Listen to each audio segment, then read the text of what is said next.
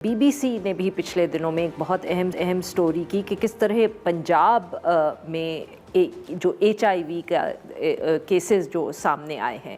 اس story کے مطابق 2024 کی جو آخر تھا اس میں ایک نجی کلینک کے ڈاکٹر نے یہ دعویٰ کیا کہ جو تونسا کے تحصیل ہیڈ کوارٹر ہسپتال تھا اس کو انہوں نے جوڑا HIV کے پھیلاؤ سے. ادھر بقول ان کے مسئلہ یہ تھا کہ اس ہسپتال میں جو سٹاف تھا وہ صفائی کا خیال نہیں رکھتا تھا. انہوں نے بار بار سرنجز جو تھیں ان کو دوبارہ استعمال کیا, ایک ہی سرنج سے بہت سے بچوں کو انجیکشنز لگائے, تو اس کی وجہ سے یہاں HIV پھیلا.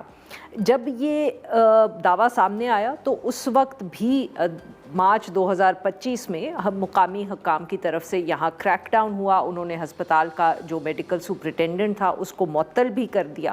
مگر BBC کی جو یہ تازہ ترین انویسٹیگیٹو رپورٹ ہے اس کا دعویٰ یہ ہے کہ اس کریک ڈاؤن کے بعد اس سپرنٹینڈنٹ کے وہاں سے ہٹانے کے باوجود بھی کئی ماہ تک اس ہسپتال میں یہ جو استعمال شدہ انجیکشنز ہیں یہ لگاتے رہے.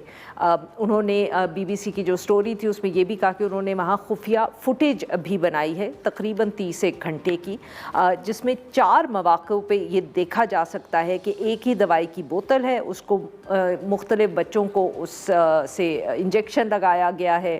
اب یہ تو نہیں کہا جا سکتا کہ یہی بچے جو ہیں وہ HIV پازیٹیو ہوئے, بٹ آبویسلی اگر اس طرح کی ہیبٹس ہوں گی یا اس طرح کی پریکٹسز ہسپتالوں میں ہوں گی تو اس سے بیماری پھیلنے کا خطرہ ہوتا ہے.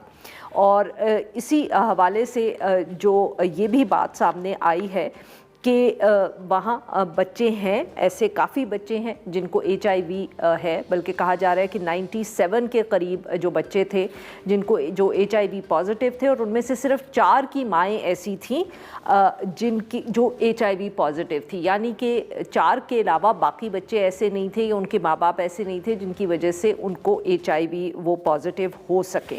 اور یہ جو ہے یہ پنجاب کی جو ایڈ اسکریننگ پروگرام ہے یہ اسی کے نمبرز ہیں. اب یہاں آبویسلی حکومت کا موقف لینا بھی بہت ضروری ہے, تو وہ بھی ہمارے پاس موجود ہے. Let me just read it out.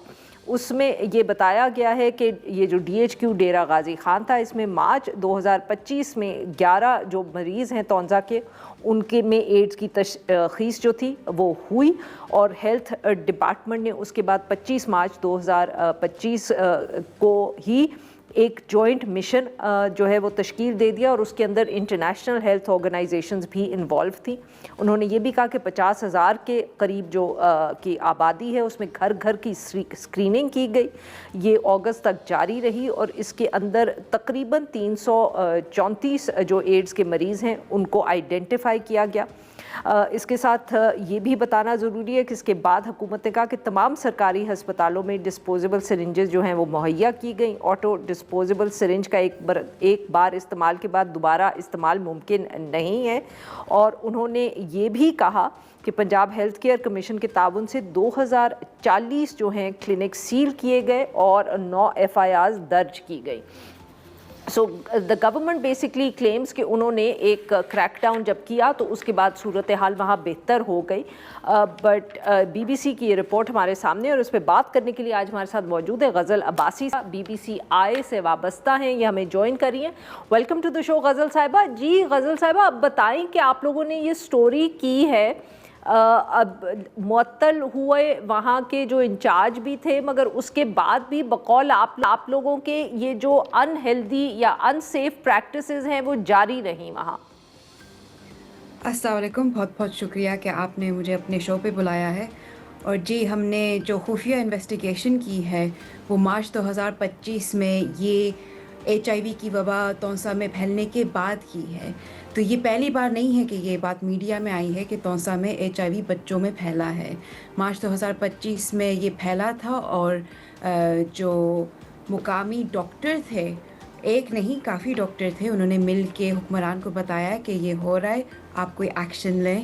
اور جو HIV سے متعلق بچوں کے والدین تھے انہوں نے بھی احتجاج کیا تھا, اور اس کے بعد حکومت نے کہا کہ وہ سخت کریک ڈاؤن, میسو کریک ڈاؤن کریں گے اس ایشو پہ. یہ جو مارچ 2025 میں حکومت کہہ رہی ہے ہوا, بالکل مارچ 2025 میں حکومت نے کہا تھا کہ وہ امپلیمنٹ کریں گے چینجز، میسو کریک ڈاؤن کریں گے کیونکہ یہ وبا بچوں میں پھیل چکی تھی. تو اندرونی ذرائع نے ہمیں بتایا کہ یہ جو پریکٹسز ہیں انسیف انجیکشن پریکٹس کی، یہ ابھی تک برقرار ہیں. تو وہ اور ایک لوکل جرنلسٹ تھے زبیر، انہوں نے ہمیں ٹپ آف کیا کہ یہ ابھی تک وہاں پہ ہو رہا ہے.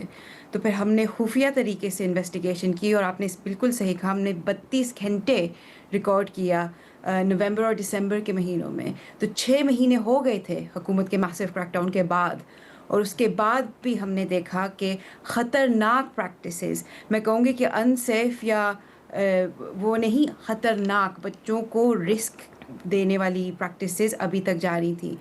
ہم نے اچھا، جب اب غزل صاحبہ معاف کریے گا آپ کی بات میں یہ کاٹ رہی ہوں، اگر آپ ہمیں ایک دو اگزامپل دیں گے جس کو آپ کہہ رہی ہیں خطرناک پریکٹس، کہ ماں باپ جو ہیں، مائیں جو ہیں اپنے بچوں کو لا رہی ہیں وہ ویکسینیشن کے لیے، اور وہ ایک ہی سرنج سے سب کو لگا، I mean what is happening, you know, کہ یہ بچے کس لیے وہاں آئے ہیں اور کیوں ان کو یہ انجیکشنز لگ رہے ہیں؟ Just give us a little bit of context here. Absolutely. تو ہوتا یہ ہے کہ ایک کلچر ہے پاکستان میں کہ انجیکشنز کے اوپر ریلائنس کافی زیادہ ہے. تو اگر آپ کے بچے کو بخار ہو اور بخار اتر نہ رہا ہو، تو پھر عموماً ماں باپ یہ کرتے ہیں کہ وہ ہاسپٹل لے جاتے ہیں انجیکشنز لگوانے کے لیے. تو یہ روٹین انجیکشنز ہوتے ہیں، ٹھیک. کوئی بچے کی طبیعت زیادہ خراب نہیں ہوتی. تو پھر اس سلسلے میں یہ ہوتا ہے کہ آپ ایک ملٹی ڈوز وائل لیتے ہیں، اس میں بخار کی دوائی جو پیراسیٹامول یا پین کلر کی انفیوژن ہوتی ہے وہ ہوتی ہے، اور یہ بڑی ہوتی ہے اور وہ ملٹی ڈوز فائل ہوتی ہے. اس کا مطلب ہوتا ہے کہ وہ ڈفرینٹ پیشنٹس پہ استعمال ہو سکتی ہے. لیکن ہم نے یہ دیکھا کہ سرنجیں بیچ میں نہیں بدلی جا رہی تھیں. تو آپ یہ سمجھے کہ آپ نے ایک سرنج لی، آپ نے بڑی بوتل میں سے دوائی نکال کے ایک بچے کو ایڈمنسٹر کی کینیولا کے ذریعے، پھر اسی سرنج کو آپ نے واپس اس بڑی بوتل میں ڈال کے پھر واپس بچے کو ایڈمنسٹر کی. تو اس سے کیا ہوتا ہے کہ پوری جو وائل ہے آپ کی وہ پوٹینشلی کنٹامنیٹ ہو جاتی ہے. آپ نے بدلی نہیں ہے سرنج بیچ میں. اور خدا نہ خواستہ اگر اس بچے کو، اگر اس مریض کو کوئی بھی انفیکشن ہو، چاہے وہ HIV ہو، چاہے وہ ہیپیٹائٹس B ہو، چاہے وہ ہیپ C ہو، کوئی بلڈ بورن جو ٹرانسمیٹیبل وائرس ہوتی ہے، وہ اس پوری بوتل کو لگ سکتی ہے. اور یہ ہم نے 10 دفعہ دیکھا ہماری فلمنگ کے دوران کہ یہ ہوا ہے. اچھا، اور مجھے غزالہ صاحبہ یہ بتائیے گا، غزل صاحبہ، کہ یہ اب آپ نے دیکھا کہ یہ بار بار لگ رہے ہیں، بٹ جب یو نو اس کے اوپر پوری وہ خبر بھی پہلے آئی، اس کے بعد کریک ڈاؤن بھی ہوا، نمبرز بھی کلیکٹ ہوئے، تو کیا وہ جو یہ جو 300 کا نمبر ہے، یو نو، جو سامنے بھی آیا ہے کتنے ایڈز کے پیشنٹس ہیں، کیا اس کے بعد پھر کوئی دوبارہ سروے ہوا ہے کہ یہ نمبرز بڑھے ہیں یا نہیں بڑھے، یا وہ ایک ہی دفعے اس کریک ڈاؤن کی وجہ سے ہی یہ سروے ہوا تھا؟ یہ بہت اچھا کویسچن ہے. تو ڈیٹا کے بارے میں یہ ہے کہ مارچ 2025 میں حکومت نے کہا تھا کہ 106 بچے انفیکٹڈ ہیں. ہم نے بہت ساری سورسز جمع کر کے 331 بچے ڈھونڈے جو HIV پازیٹیو تھے نومبر 2024 سے اکتوبر 2025 تک. تو ہم نے اپنی سورسز جمع کر کے 331 کا نمبر ہم نے دریافت کیا ہے. اور یہ جو ڈیٹا ہے یہ حکومت نہیں ریلیز کیا ہے، ہم نے ڈفرینٹ جگہ سے لیک ہوا ہے ہمیں. تو پھر ہم نے یہ ڈیٹا اسمبل کیا ہے. اچھا، لیکن انیشلی مارچ میں نمبر جو تھا حکومت کا پرووائڈڈ وہ 106 تھا.